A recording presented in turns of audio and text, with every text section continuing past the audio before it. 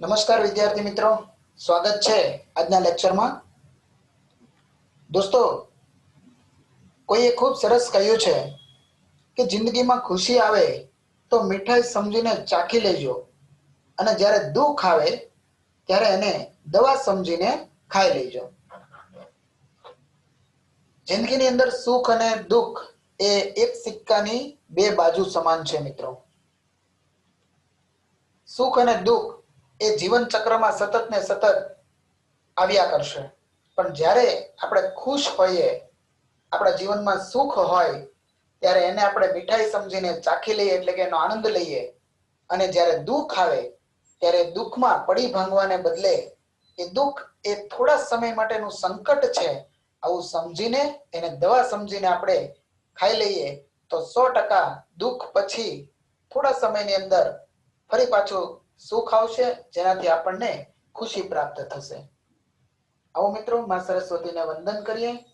ધોરણ 11 કોમર્સ, વિષય આંકડાશાસ્ત્ર, પ્રકરણ નંબર 2 માહિતીનું નિરૂપણ. આ ચેપ્ટરમાં આપણે દાખલાઓ જોઈ રહ્યા છીએ. પદ્ધતિ 1 આવૃત્તિ વિતરણ, જેમાં આપણે થી ઓછા અને થી વધુ પ્રકારના સંચય આવૃત્તિ વિતરણનો અભ્યાસ કરીએ છીએ. અગાઉના લેક્ચરમાં આપણે મૂળ આવૃત્તિ વિતરણ ઉપરથી થી ઓછા કે થી વધુ પ્રકારના સંચય આવૃત્તિ વિતરણ મેળવતા શીખ્યા હતા, જેમાં અસતત ચલ અને અનિવારક ચલના આવૃત્તિ વિતરણ ઉપરથી સંચય આવૃત્તિ વિતરણ મેળવવાનું શીખી ગયા. આજે આપણે શીખીશું નિવારક પ્રકારના આવૃત્તિ વિતરણ ઉપરથી થી ઓછા કે થી વધુ સંચય આવૃત્તિ વિતરણ. આપ જોઈ રહ્યા છો મિત્રો, અહીંયા ઉંમર અને વ્યક્તિની સંખ્યા આપી છે. 20 થી 25, 25 થી 30, 30 થી 35, 35 થી 40.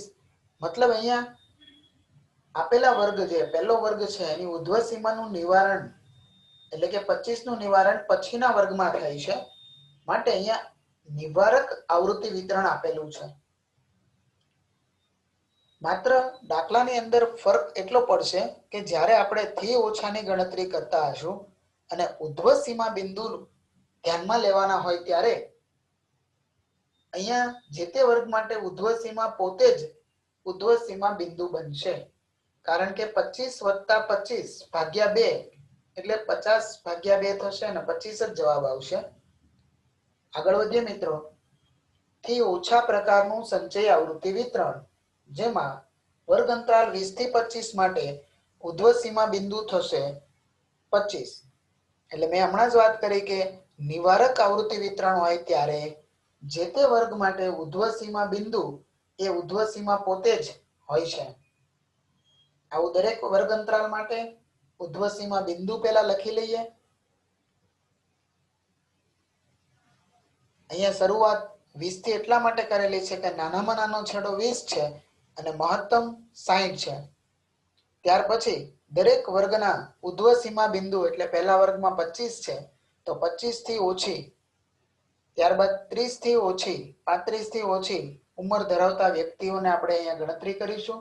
આવૃત્તિ 20 થી ઓછી વ્યક્તિ હોય એવી એક પણ વ્યક્તિ આપણી પાસે નથી, એટલે સંચય આવૃત્તિ બનશે 0.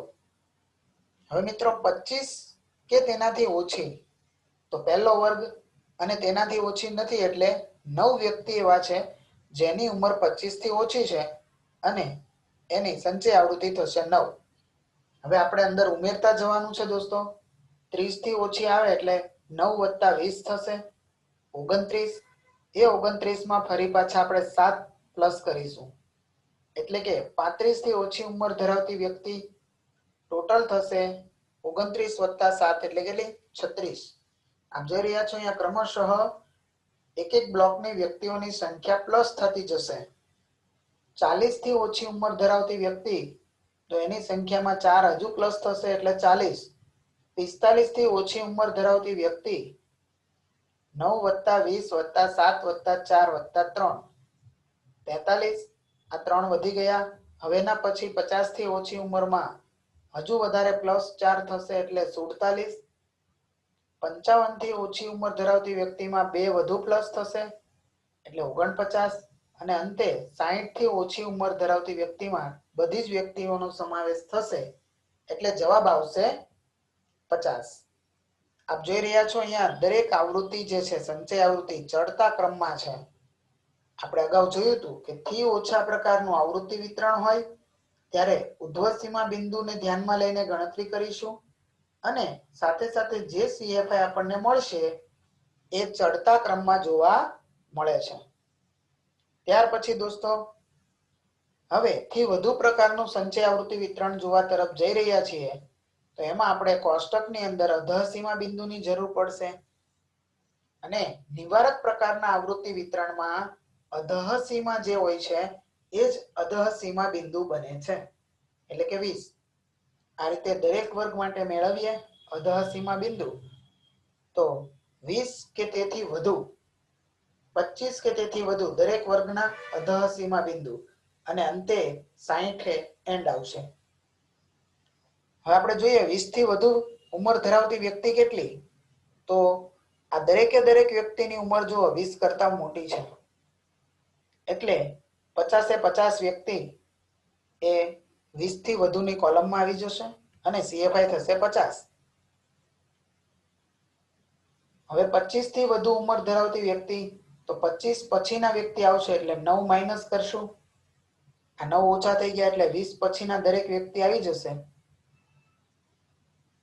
20 + 7 + 4 + 3 + 4 + 2 + 1 41. ક્રમશઃ અહીંયાથી કોલમ પ્રમાણે એક એક કોલમની વ્યક્તિની સંખ્યા બાદ થતી જશે. 30 કે તેથી વધુ 41 માંથી 20 કાઢો એટલે 21. 35 કે તેથી વધુ હજુ 7 ઓછા કરશો એટલે 14. 40 કે તેથી વધુ ઉંમર ધરાવતી વ્યક્તિની સંખ્યા 4 માઈનસ કરો એટલે 10. 45 કે તેથી વધુ ઉંમર ધરાવતી વ્યક્તિની સંખ્યા એટલે 7 અને 50 કે તેથી વધુ ઉંમર ધરાવતી વ્યક્તિની સંખ્યામાં 3 અને અંતે 55 થી વધુ ઉંમર ધરાવતી વ્યક્તિ 1. 60 થી વધુ ઉંમર ધરાવતી એક પણ વ્યક્તિ આપણી પાસે નથી એટલે 0. અહીંયા જોઈ શકાય છે સંચય આવૃત્તિઓ ઉતરતા ક્રમમાં જોવા મળે છે. આમ થી વધુ પ્રકારનું સંચય આવૃત્તિ વિતરણ બનાવવાનું હોય ત્યારે અધઃ સીમા બિંદુ અને CFI ઉતરતા ક્રમમાં આવશે. ઘણી વખત વિદ્યાર્થી મિત્રોને રકમ જોઈને પણ ખબર નથી પડતી કે થી ઓછાની રકમ છે કે થી વધુ. તો આ રીતે પણ આપણને ખ્યાલ આવે કે જ્યારે સંચય આવૃત્તિ સતત ઉતરતા ક્રમમાં હોય તો દાખલો થી વધુનો હશે અને જ્યારે સંચય આવૃત્તિ ચડતા ક્રમમાં હોય ત્યારે દાખલો થી ઓછા પ્રકારનો હશે. ઓકે મિત્રો, આજનો અભ્યાસ અહીંયા પૂરો થયો. પ્રેક્ટિસ માટે જે નીચે દાખલા નંબર આપેલો છે ઉદાહરણ 7 એ સેમ આ પ્રકારની પદ્ધતિનું છે. તમારે આ રીતે ગણી નાખવાનું છે. વધુ અભ્યાસ માટે આપણે આવતીકાલે ફરી મળીશું. ખૂબ ખૂબ આભાર આપ સૌ વિદ્યાર્થી મિત્રોનો.